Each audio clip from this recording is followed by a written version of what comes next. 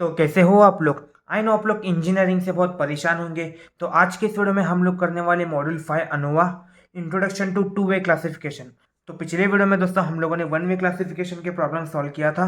तो आज के इस वीडियो में हम लोग अनोवा का टू वे क्लासिफिकेशन का इंट्रोडक्शन का पार्ट करेंगे।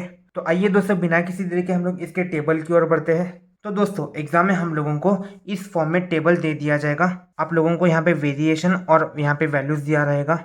For example x11 x12 x13 up to x1n। तो आप लोगों को क्वेश्चन में इस फॉर्मेट में वैल्यूज दिया जाएगा। तो बेसिकली आप लोगों को यहाँ पे टेबल एक्सटेंड करना होगा। मतलब यहाँ पे सम और स्क्वायर और यहाँ पे भी सम और स्क्वायर। कुछ इस तरीके से दोस्तों हम लोगों को टेबल को एक्सटेंड करना होगा।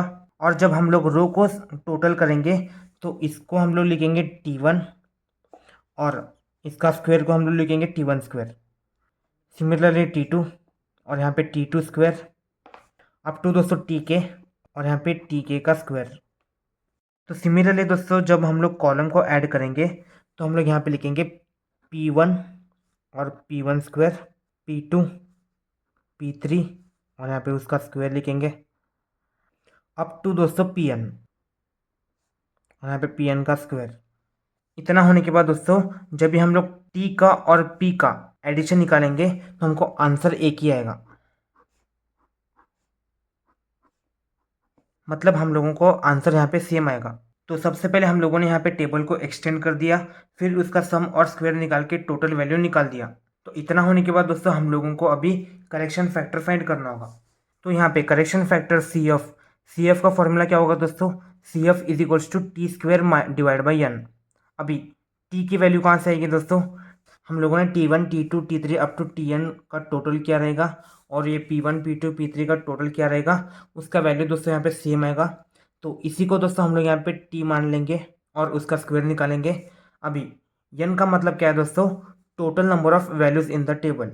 मान लो दोस्तों क्वेश्चन टेबल में हम लोगों को 6 वैल्यूज दिया हुआ है, x11 x12 x13 और x21 x22 और x23।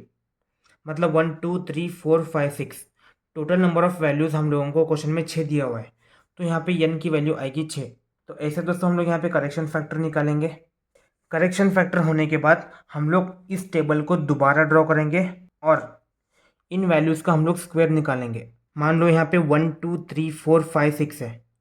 अभी 1 का स्क्वायर क्या होगा 1, 2 का स्क्वायर क्या होगा 4, 3 का स्क्वायर क्या होगा 9, 4 का स्क्वायर 16, 5 का 25 और 6 का 36। तो ऐसे ही दोस्तों हम लोग यहाँ पे फिर से स्क्वायर टेबल निकालेंगे और उस स्क्वायर टेबल का हम लोग यहाँ पे टोटल निकालेंगे। तो उस टोटल को हम लोग बोलेंगे summation of i j into x i j का होल स्क्वायर।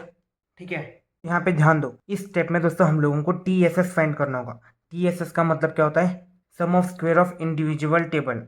तो टी एस एस का दोस्तों यहाँ पे फॉर्मूला क्या है, T S S is equals to summation of i j x i j का whole square minus C F.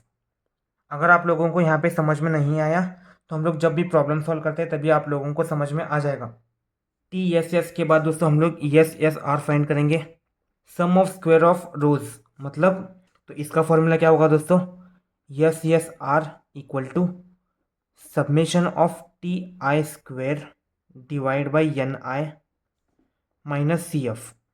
यहाँ पे दोस्तों summation of T R square divide by n, ये इस एन का मतलब क्या है दोस्तों, number of values in the row. मान लो यहाँ पे सिर्फ 3 वैल्यूज है तो यहाँ पे सिर्फ 3 रोज होंगे। तो एन की वैल्यू होगी 1 2 3, एन की वैल्यू होगी 3। तो हम लोग बेसिकली क्या करेंगे, T1 square divide by 3 plus T2 square divide by 3 plus T3 square divide by 3। हम लोग ऐसा यहाँ पे लिखेंगे और यहाँ पे minus C F correction factor C F लिखेंगे। एस एस आर होने के बाद दोस्तों हम लोग सिमिलरली यहाँ पे एस एस सी निकालेंगे, sum of square of columns. तो इसका फॉर्मूला क्या होगा, S C is equals to summation of P i square divide by n i minus C F. तो जैसे ही हम लोगों ने रो के लिए किया था सिमिलरली हम लोग यहाँ पे कॉलम के लिए करेंगे। फॉर एग्जांपल यहाँ पे P1 square divide by 3 plus P2 square divide by 3 plus P3 square divide by 3 और यहाँ पे माइनस सी एफ। जो भी दोस्तों करेक्शन फैक्टर का वैल्यू आएगा वो हम लोग यहाँ पे माइनस करेंगे। और लास्ट में दोस्तों हम लोग एस एस ई निकालेंगे, एस एस ई का मतलब है दोस्तों sum of square due to error by subtraction. मतलब हम लोगों ने जो भी वैल्यूज फाइंड किया है उसको हम लोग सब्ट्रैक्ट करेंगे।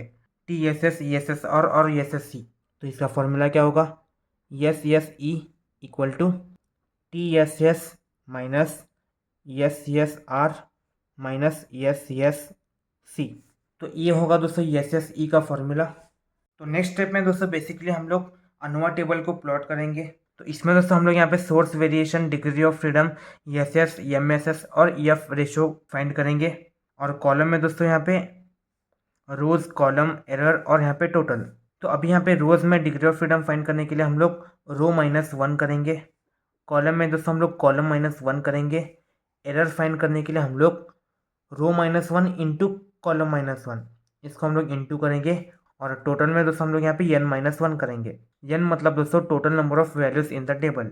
अभी इस ESS के कॉलम में दोस्तों हम लोगों को यहाँ पे रोज है, तो हम लोग यहाँ पे ESR लिखेंगे। यहाँ पे कॉलम है तो हम लोग यहाँ पे ESC लिखेंगे। और यहाँ पे एरर है ESE लिखेंगे। तो ऊपर में दोस्तों हम लोगों ने ESSR, ESSC और ESS जो भी वैल्यू फाइंड किया होगा वो हम लोग यहाँ पे लिखेंगे। अभी यहाँ पे MSS में दोस्तों हम लोग MSR, MSC और MSE फाइंड करेंगे। MSR मतलब दोस्तों SSR divide by R-1। MSC का मतलब है दोस्तों SSC माइनस C-1। और MSC का मतलब है SSE माइनस ये जो भी वैल्यू आएगा ये हम लोग यहाँ पे लिखेंगे SSE divide by R-1 into column -1। अभी जैसे हम लोग इन सब वैल्यूज़ को फाइंड कर लेते हैं, हम लोगों को एफ रेशो को फाइंड करना होगा। एफ रेशो में दोस्तों हम लोग सिर्फ रोज और कॉलम्स के लिए फाइंड करते हैं। एफ आर रो के लिए, M S R divide by M S C हम लोग रोज डिवाइड बाई एरर करते हैं। M S R divide by M S E, तो हम लोगों को एफ आर की वैल्यू मिल जाएगी। और एफ सी मतलब कॉलम, इसके लिए दोस्तों हम लोगों को M S C divide by M S E करना होगा, मतलब कॉलम डिवाइड बाय एरर। समझ गए। अभी इतना होने के बाद दोस्तों हम लोगों को एफ आर फॉर, अभी मान लो टेबल में टोटल 6 वैल्यूज है, 3 रो और 3 कॉलम। तो यहाँ पे क्या आएगा 3-1 2 और यहाँ पे C-1 2, इमेजिन करो। फिर यहाँ पे क्या आएगा 2 इंटू 2 4 बराबर। तो अभी हम लोग यहाँ पे क्या लिखेंगे एफ आर 2,4 लिखेंगे। 2,4 मान लो उस वैल्यू XYZ। और एफ सी के लिए हम लोग 4,2 लिखेंगे। 4,2, ये 2 दोस्तों यहाँ पे कॉलम का, क्योंकि हम लोग एफ सी फाइंड कर रहे हैं। इसका भी वैल्यू मान लो दोस्तों XYZ है। तो ये वैल्यू दोस्तों आप लोगों को क्वेश्चन में दिया जाएगा।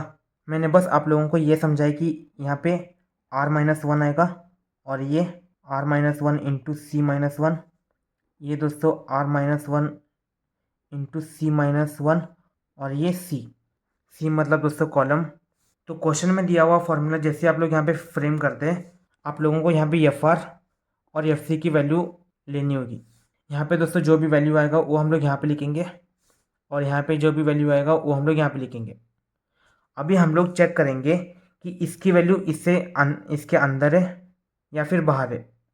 मान लो दोस्तों ये वैल्यू इससे छोटी रही, तो हम लोग यहाँ पे लिखेंगे एफ आर इज एक्सेप्टेड। अगर दोस्तों इसकी वैल्यू इससे बड़ी रही